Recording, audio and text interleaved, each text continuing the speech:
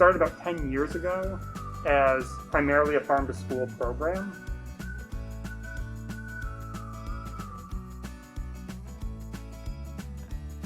And then 5 years ago, in 2015, we absorbed Windham Farm and Food, which then turned into the Food Hub. So for the past 5 years, we've been doing both farm-to-school programming and the distribution side of the Food Hub side by side.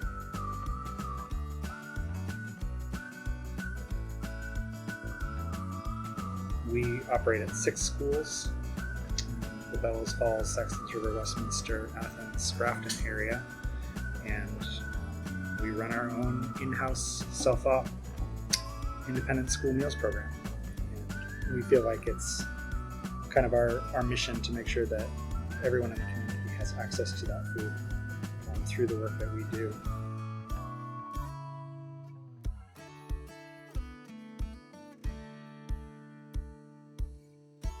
Why is farm to school such a value? What kind of goals are you pushing for in the work that you do? The importance of farm to school, we're really specialized on the cafeteria piece of that, really trying to, from almost like a food production restaurant standpoint, how to get more local food being purchased. And doing that through schools is a great way because they're huge buyers. You know, the United States school lunch program is like the largest restaurant in the world in terms of like plates served per day. So we think of that as like, okay, if you're going to try to make a scalable systems change, this is a really important area to try to do that work.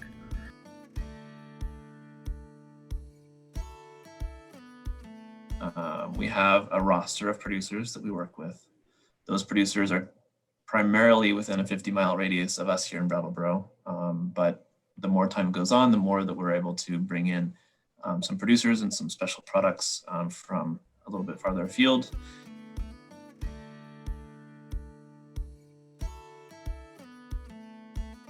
So we have this roster of producers, and we list on a weekly basis, twice weekly. We offer their products to our customers through a web portal, an e-commerce site, essentially. When they do order from us through the website or any other way that we then enter into our web platform, that delivery is made as a unit on a set delivery day, up to twice a week right now, and the customer is invoiced for that order as a unit. So no matter how many producers they're buying from at once, they're getting one invoice.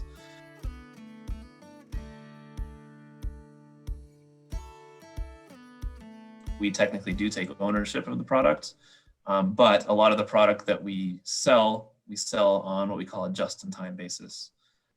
We have an order cycle, customers place their orders, we cut it off, then we assemble our purchase orders for farms in our area.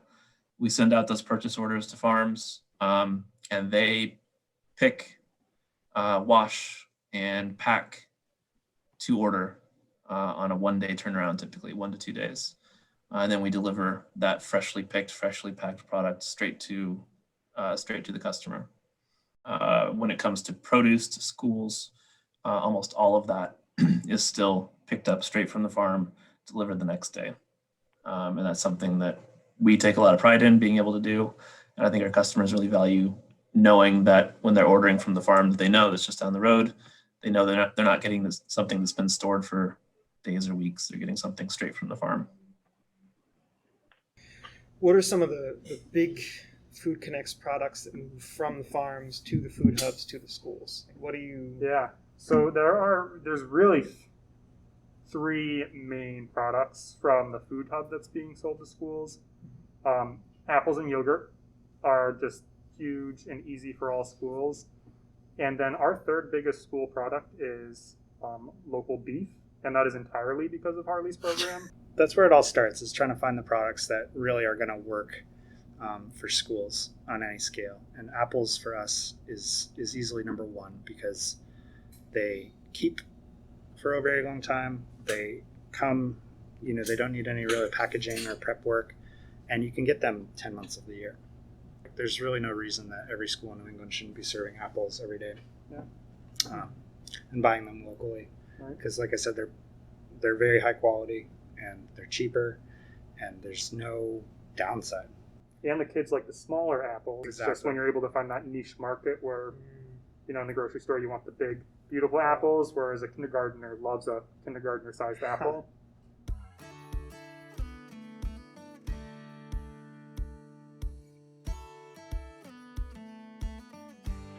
There are several parts to this, and these days, what it takes includes having products that fit into what we need, what our customers are asking for. So that may be, a product that we don't have at all. Maybe it's a conventional head of broccoli that we don't have. Even if we have organic broccoli, we may have customers who want conventional broccoli. Or it may be that broccoli at a different time of year that we currently don't have access to. So that's one, filling a niche, filling a gap, and offering value to customers in that sense. We need a producer who either has volume to be able to fill larger orders, or is able to be on top of being very communicative and accurate about what they do have available and what they don't, and a desire to increase volume over time, to increase their wholesale business, to grow with us, essentially. Mm-hmm. And then another is that we're looking for producers, farms, value-added makers with a good story, with a name behind them, with real people behind them. We're not interested in the we're not so interested in the faceless corporate food model right now. We want to be able to tell a story about this food, and we want our customers to feel like they're connected to people through the food. And when it comes to certifications and say the ethics behind the food, we don't require any particular certifications. We don't require organic. We don't even require right now GAP certification, because many of our customers don't require it. However, what we do require is that the producer aligns with our values in terms of why they're growing the food, how they're integrated with the community, and that they're using practices that are intentional and sustainable.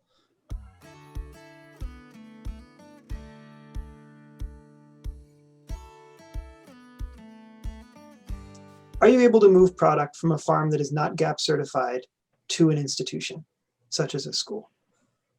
I think that greatly depends on what the institution requires.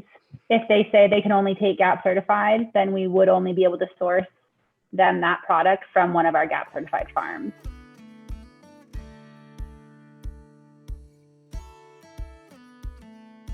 Which we have plenty of that we do work with. We don't require that as a broad certification to work with us. But in that case, to sell to that customer, yeah, we would only be able to source from a specific set of producers. Currently, the schools that we are working with don't require that, but it wouldn't be very difficult for us if somebody did require that.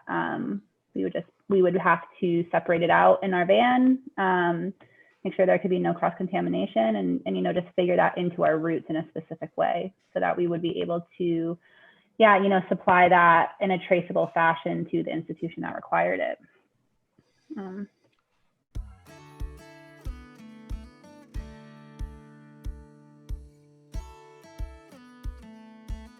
It's hard to answer easily. It has to do with relationships and okay, so if you have a maple syrup factory right next to your school, right? If you have Grafton cheddar right next to your school, if you have an apple orchard right next to your school, these things all weigh into the.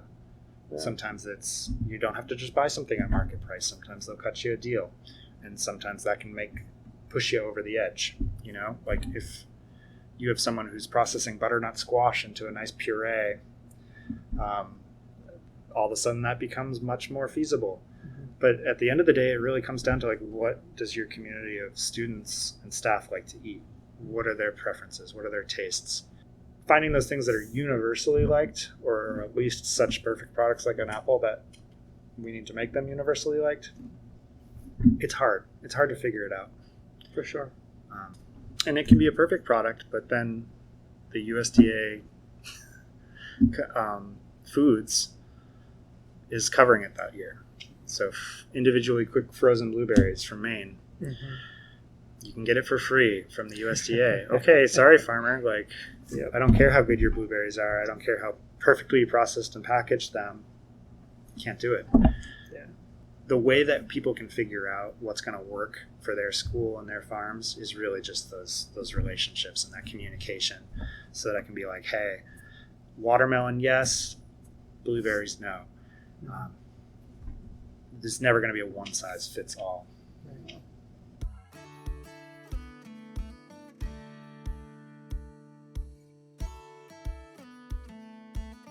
So I think there is that balance between what you're able to pick up,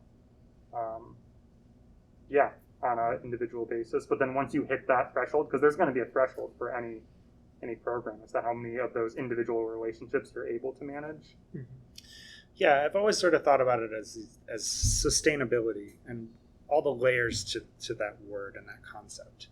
And so while on one level it's sustainable to buy from your local farm half a mile down the road, it's even more sustainable in some way to help the food hub build and create that systemic source of logistics, bringing those apples from there to there.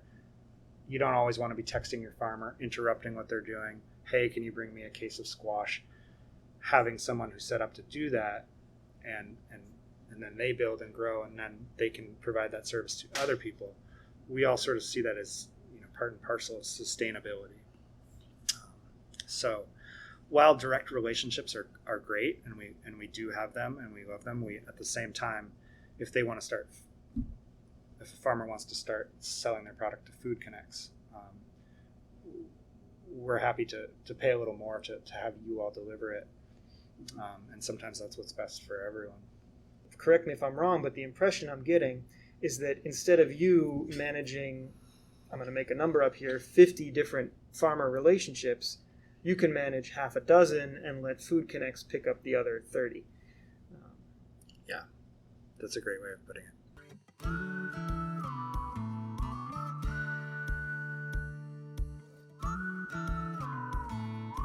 Why would a farmer want to try and join your roster?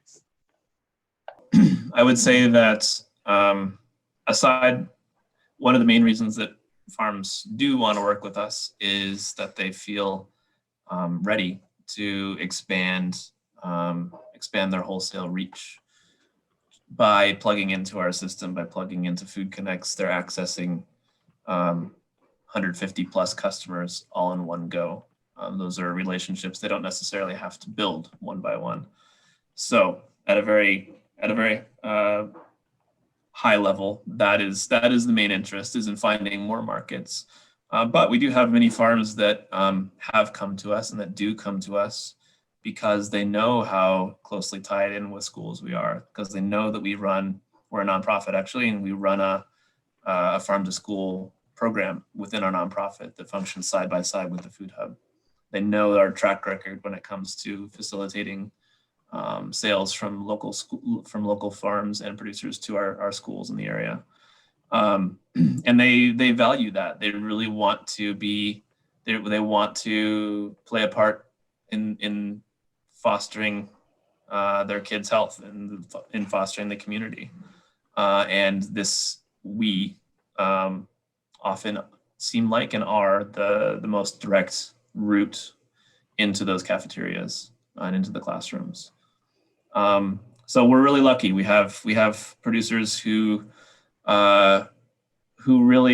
have some producers who maybe don't really care so much about expanding into huge markets as much as they do being able to say that they sell food through Food Connects to the school down the street, where their kids go, or their kids went, or where their friends' kids go. They sell food to the hospital, where everyone's going to try to get healthy. that's a point of pride for a lot of them and for us. Yeah, and I think the not so sexy but like logistical part of it is it's easier, right? Like they have access to wholesale markets. They deal with one person, or one organization. They get one pickup, they get one invoice, but their food could be going to 50 different people in 1 week, or 50 different accounts in 1 week, and then actually through those accounts, getting to even more people out in the community, as those accounts are typically not the end user. But to the producer, it's just, one PO, one pickup, one invoice, which, Harley was talking about saving time. I mean, talk about being pressed for time. Like producers don't have time to manage all those accounts, manage all that paperwork, all that kind of stuff.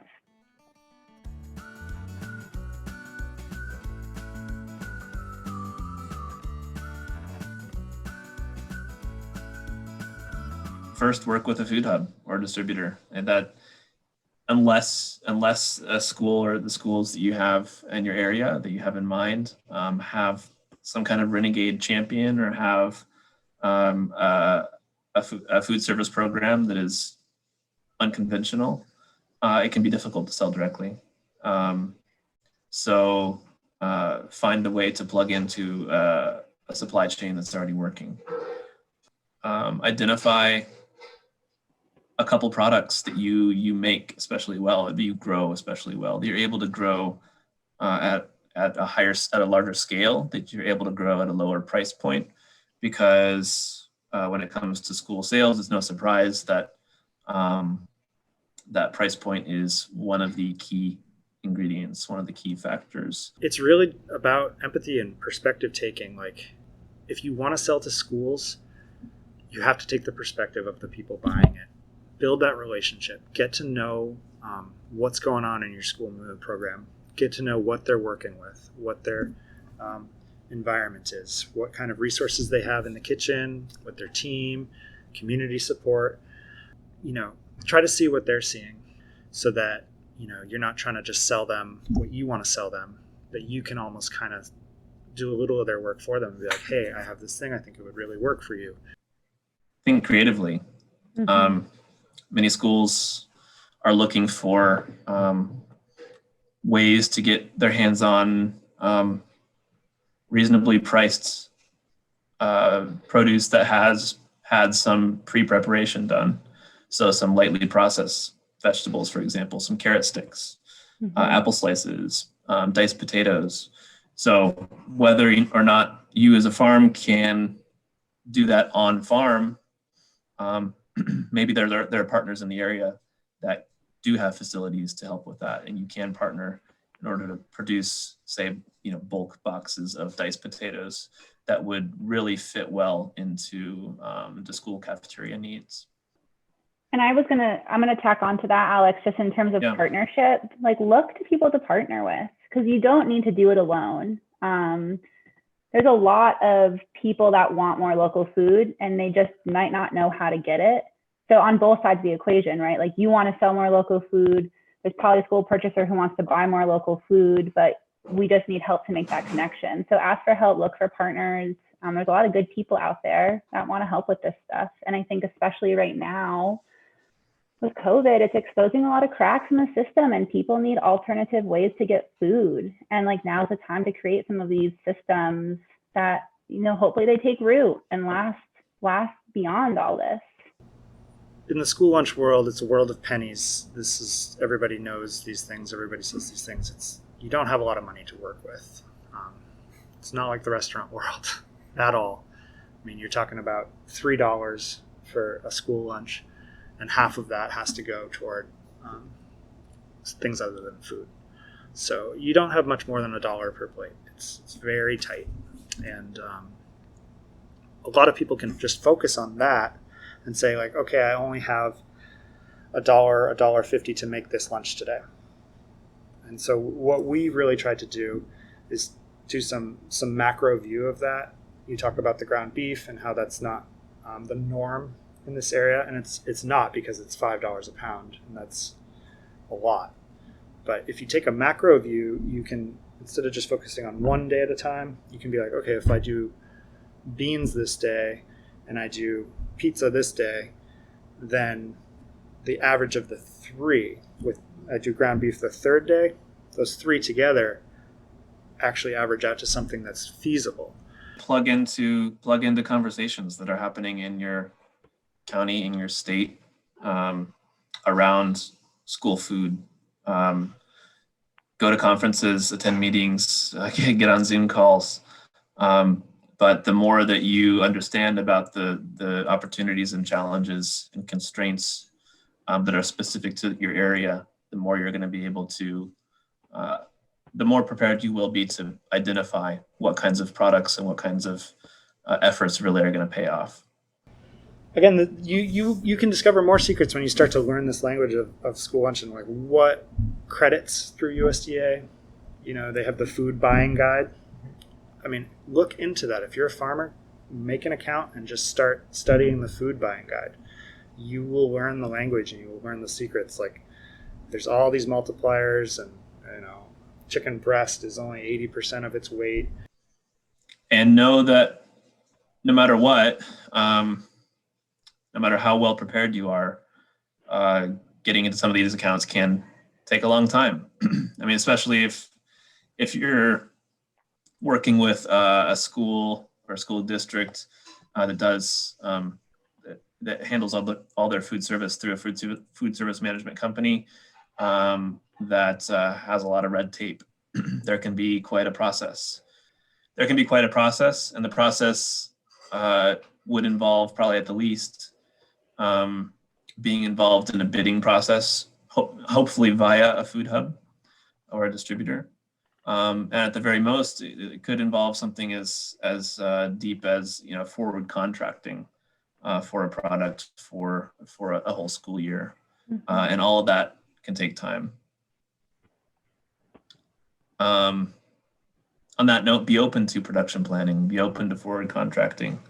At least have done a little thinking ahead of time about that, because especially if you're working with larger schools or larger management companies, that is going to be one of the things that they look to, is some assurance that they'll be able to get the supply they need for the time period they have in mind at the price point they want. Echoing the relationship piece, and whether it is getting that face-to-face relationship with a school or with a food hub. Again, so much of the food hub's time is managing those relationships, which takes work, but it pays off. That's why we do it.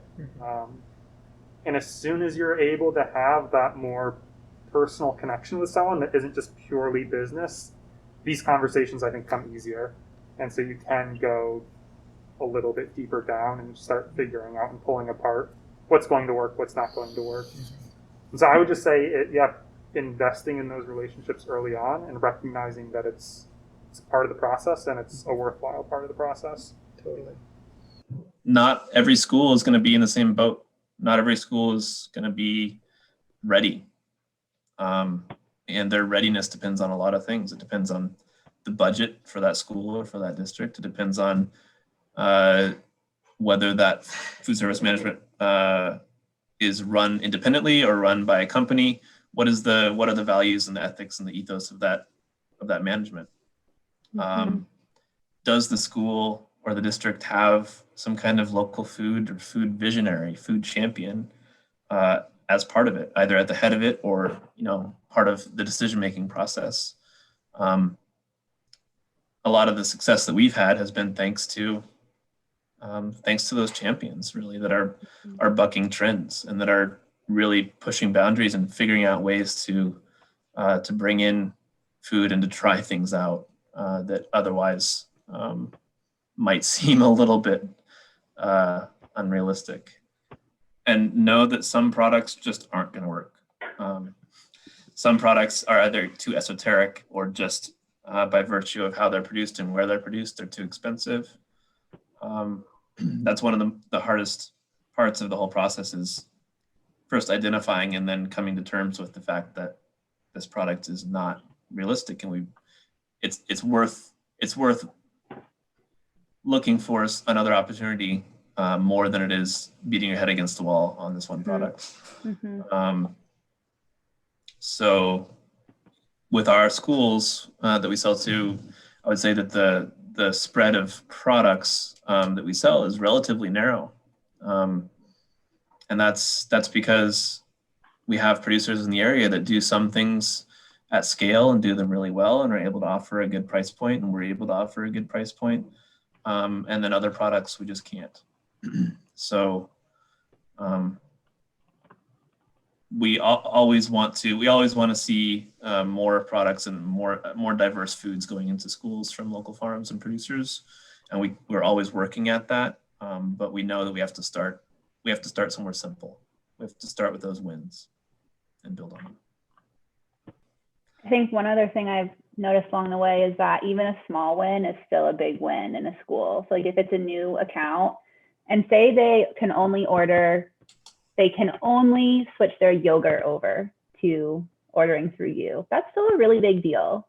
And that might be the only thing you sell to the school. Or I mean, if, you know, green leaf lettuce is another product we sell a lot to schools. Like if that's the only line you can get into a school the first year, that's great. And that opens the door to other conversations. That gives you the opportunity to prove yourself as a food hub or the producer to be the one who's there to fill that void when the other when things might happen. And so those little wins can lead up to something much bigger if you can just maintain the relationship and always be there to, you know, help your community get past some of these things.